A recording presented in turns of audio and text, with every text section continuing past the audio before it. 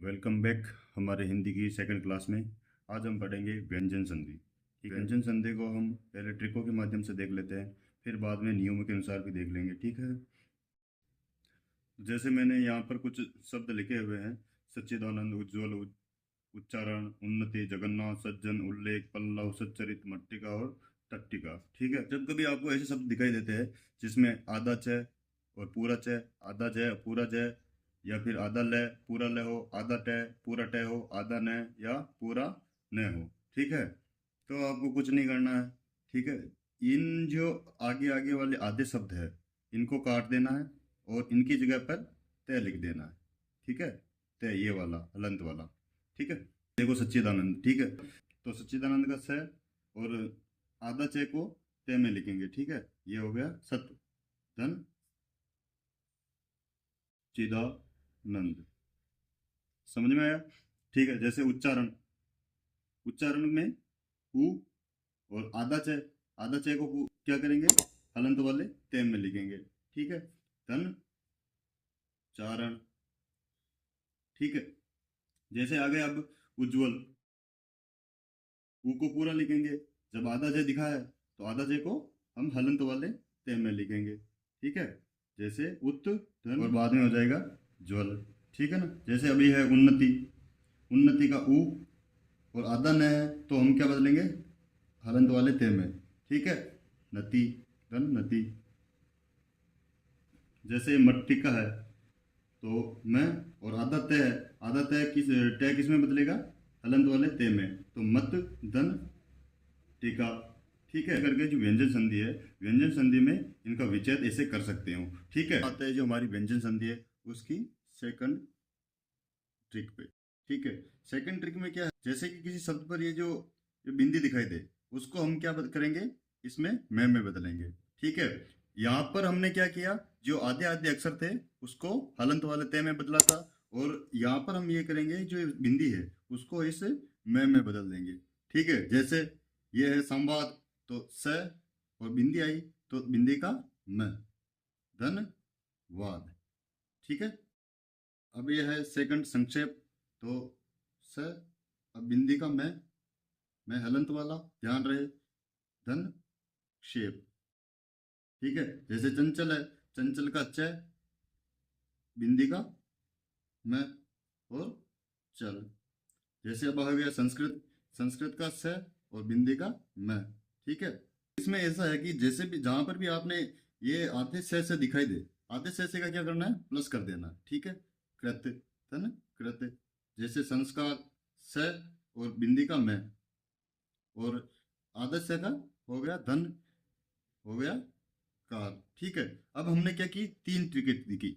तीन ट्रिकेट पहली क्या थी, जहां पर आधा आधा अक्षर दिखे, आधा आधा अक्षर दिखे उसको बदलना है तय में, जहां पर बिंदी दिखे उसको बदलना है में, और बिंदी और प्लस आधा से कोई सा भी हो उसको क्या करना है, बिंदी प्लस आधा से, आधा से है तो उसको क्या करना है, बिंदी को तो बदल देना है में, और आधे से को बदल लेना है धन में। ठीक है, ये हो गई तीन ट्रिकें। अब हम आ जाते हैं अपने व्यंजन संधि के नियमों की ओर। नियम क्या कहता है, जब किसी भी वर्ग का जो पहला अक्षर आता है, ठीक है, पहले जो पूर्व पद होता है उसमें पहला अक्षर आता है, और जो दूसरा पद होता है जिसे हम उत्तर पद बोलते हैं, उत्तर पद में या तो स्वर हो, या वर्ग का तीसरा चौथा अक्षर हो, या फिर य लव हो, तो क्या बन जाता है, ये सब मिलकर वर्ग का तीसरा अक्षर। वर्ग का तीसरा अक्षर क्या होता है, ग ज ड़ द ब, मतलब कचट तब का गजड़ दब। ठीक है, सीधी सीधी बात याद रखना, कचट तब का गजड़ दब। ठीक है, अब हम इसके उदाहरण देखते हैं। तो जैसे कि पहला है हमारे वाक धन ईस, वाक में हमारे पहला वर्ग का पहला अक्षर आ रहा है, और उत्तर पद में क्या हो रहा है, स्वर आ रहा है, तो क्या बदलेगा, ग में, वर्ग का तीसरा अक्षर में बदलना है ना में, तो होगा ग। ठीक है, तो वागीस हो गया, वागीस हो गया। ठीक है, जैसे अब सेकंड है अच धन अंत, तो अच हो गया पहला अक्षर वर्ग का। ठीक है, और आगे उत्तर पद में आ रहा है अ, मतलब अ क्या है, स्वर है। पूर्व पद में वर्ग का पहला अक्षर और बाद में स्वर आ रहा है, तो क्या होगा, तीसरे अक्षर में बदलेगा, तो च का तीसरा अक्षर क्या होगा, च का तीसरा अक्षर ज होगा। ध्यान रखना उसी वर्ग के तीसरे अक्षर में बदलेगा जिसका पहला अक्षर आ रहा है, ठीक है। अजंत में क्या होगा अब, जैसे अ, च क्या बदलेगा ज में, ज कौन सा, हलंत वाला, ठीक है। तो हलंत के साथ जब अ जुड़ेगा तो पूरा ज हो जाएगा, ठीक है। ज और आधा न और त, अजंत, ठीक है। इसी तरह अपधन ईंधन, वर्ग का पहला अक्षर, आगे आ रहा स्वर, पहला अक्षर बदलेगा तीसरे में, तो प का तीसरा अक्षर कौन सा होगा, ब, ठीक है। जैसे अ, अब तीसरा अक्षर होगा ब, ये आधा है, लेकिन सेकंड जो उत्तर पद है उसमें ई आ रहा है, ठीक है। तो आधा ब और ई मिलकर क्या बनेगा, बी, इसीलिए होगा बी और धन, अबिंधन, ठीक है। उसी तरह जगत धन आनंद, पहला अक्षर स्वर आ रहा है, जरूरी नहीं कि स्वर ही आए, तीसरा चौथा अक्षर ये रे ले वे आना चाहिए, ठीक है। तो जगत धन आनंद, ते पहला अक्षर आ रहा है, आगे आ रहा है स्वर, ठीक है। तो पहला अक्षर बदलेगा तीसरे अक्षर, तो पहला अक्षर बदलेगा तीसरे अक्षर में, ठीक है। तो ते का तीसरा अक्षर कौन सा हो गया, द, तो उसी तरह हो गया जग। अब द के साथ आ रहा है उत्तर पद में हमारे साथ आ, तो जब व्यंजन स्वर के साथ मिलता है तो यह हो जाता है दा, ठीक है। तो जगदानंद, हमें कहीं से और नहीं जोड़ना है, ना ही कहीं और से लेके आना है, सभी यहीं पर होते हैं, ठीक है। उसी तरह होगा सठ धन अंग, टे पहला अक्षर है और आगे आ रहा है स्वर, टे का तीसरा होगा हड़। ये जो ये हलंत होता है ना, इसमें क्या स्वर रहित जो व्यंजन होते हैं उसमें हलंत लगता है, ठीक है।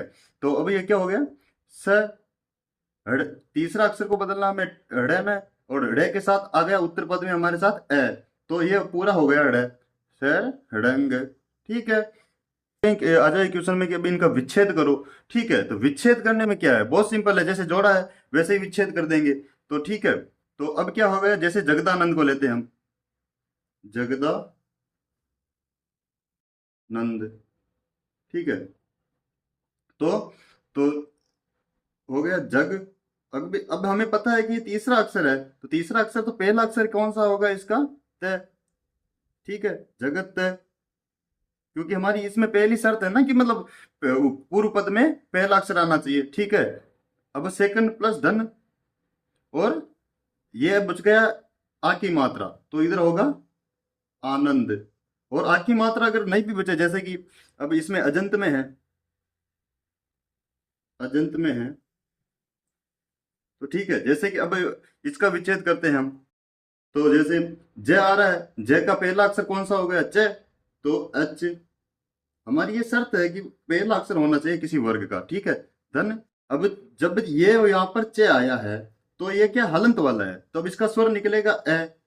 अभी अगर ये होता जी तो इसका निकलता ई, अभी होगा होता अगर ये जू तो इसका निकलता ऊ, ठीक है। तो अभी ये था हमारे पास था अजंत, अजंत, ठीक है ना। तो इसमें निकला ए, तो धन अंत, ठीक है। ऐसे विच्छेद हो जाता है, कोई डिफिकल्ट चीज नहीं है।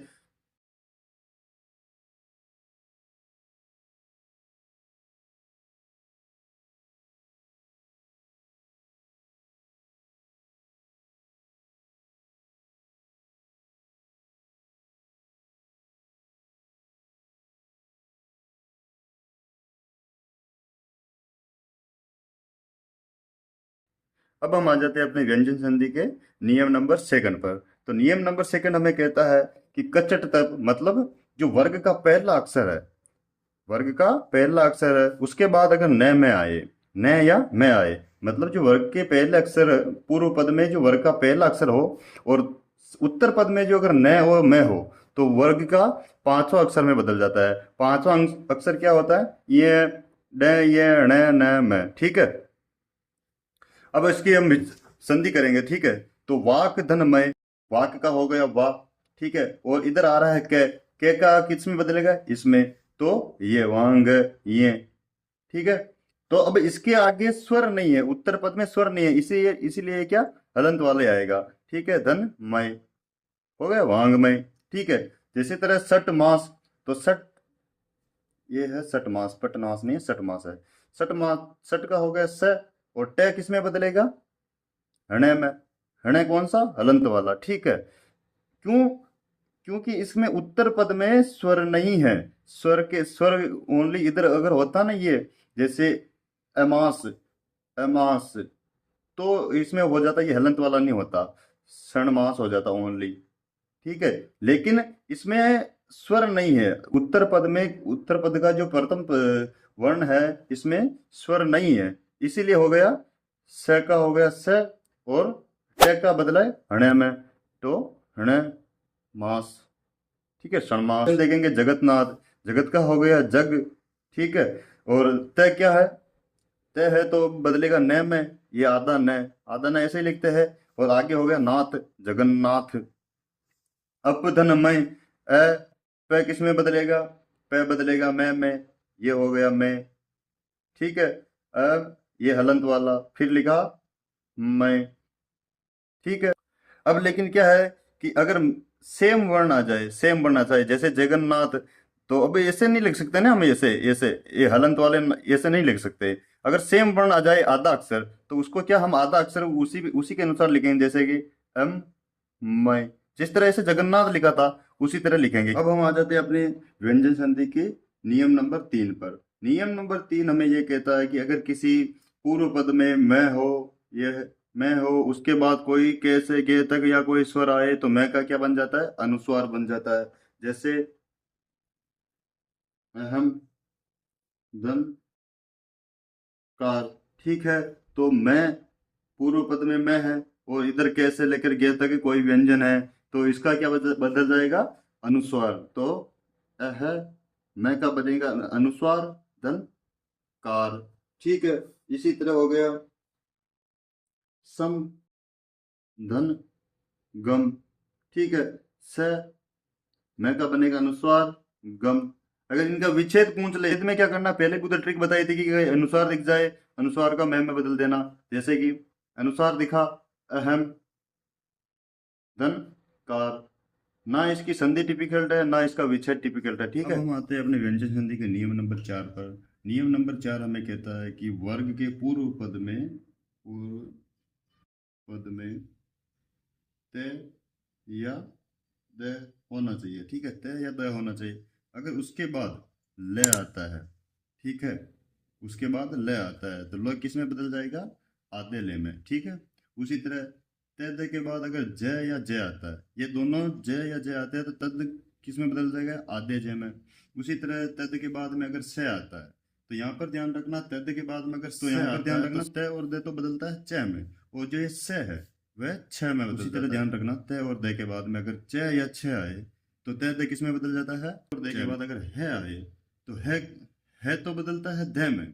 क्या है, तो बदलता है ध में, और त और द में बदल जाते हैं। ठीक है, अब इसके कुछ उदाहरण है, जैसे उत, धन, लास। तो मैंने कहा था पूर्व पद में त और द आए, और बाद में अगर ल आए, तो त और द किस में बदल जाता है, ल में। कौन सा, आधा ल। और धन, लास, उल्लास। ठीक है, जैसे सत्य, धन, जन। सत का हो गया स, अगर इधर आ रहा है त, और इधर कोई ज या ये ज हो, तो किस में बदल जाता है, इस ज में। तो फिर ये ये जो त है वो आधा ज में बदल गया, और जन। ठीक है, उसी तरह अगर ये सत्य, धन, जटिका, तो उज्ज।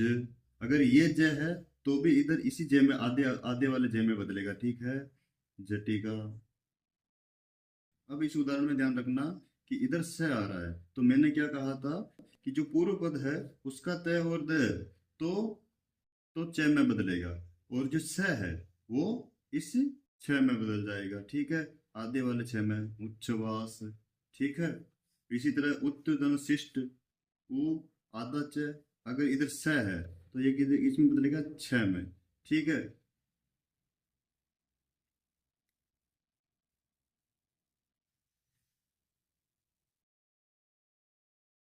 अब इधर आ रहा है उत्तम चारण, तो उ, त के बाद अगर च आए, तो च और छ किस में बदल जाता है, च में। इसी तरह हो गया च, त किस में बदला, आधे च में, उत्तन चारण। ठीक है, अब आ गया तत्, धन, हित। तत् के बाद त और द के बाद अगर है आए, तो त और द किस में बदल जाता है, द में, और है किस में बदल जाता है, द में। जैसे तत्, त। अब जो त और द है वो किस में बदलेगा? द में, आधे द में। ठीक है, और है किस में बदलेगा? आधे द में। तो दी, ये इत। ठीक है, लेकिन अब ये ऐसे सही नहीं लगता, इसीलिए तद दित। ठीक है, तो हम बात कर लेते हैं रूल नंबर 5 और 6 के बारे में। ये दोनों क्या है कि थोड़े स्वरों से संबंधित है। ठीक है, स्वरों से संबंधित है। इसमें क्या होता है कि जब अगर पूर्व पद के अंत में कोई स्वर आए और बाद में अगर छ आए, तो क्या हो जाता है? छ किस में बदल जाता है? चछ में बदल जाता है। ठीक है, जैसे अनु छ देव। ठीक है, जैसे परिच्छेद, ये ई का स्वर आ रहा है, तो परिच्छेद। ठीक है, और रूल नंबर 6 क्या कहता है? अगर ए आ को छोड़कर अन्य स्वर आए और बाद में अगर ये वाला से आए, तो इस वाले से में बदल जाता है। जैसे ए आ को छोड़कर अभिषेक में ई स्वर आ रहा है, तो अभी का ए, भी, ठीक है, से, क।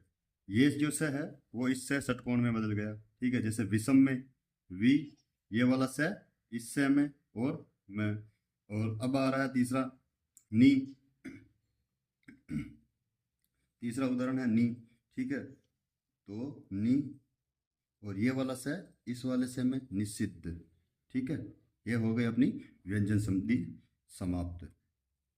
बहुत सिंपल चीज है।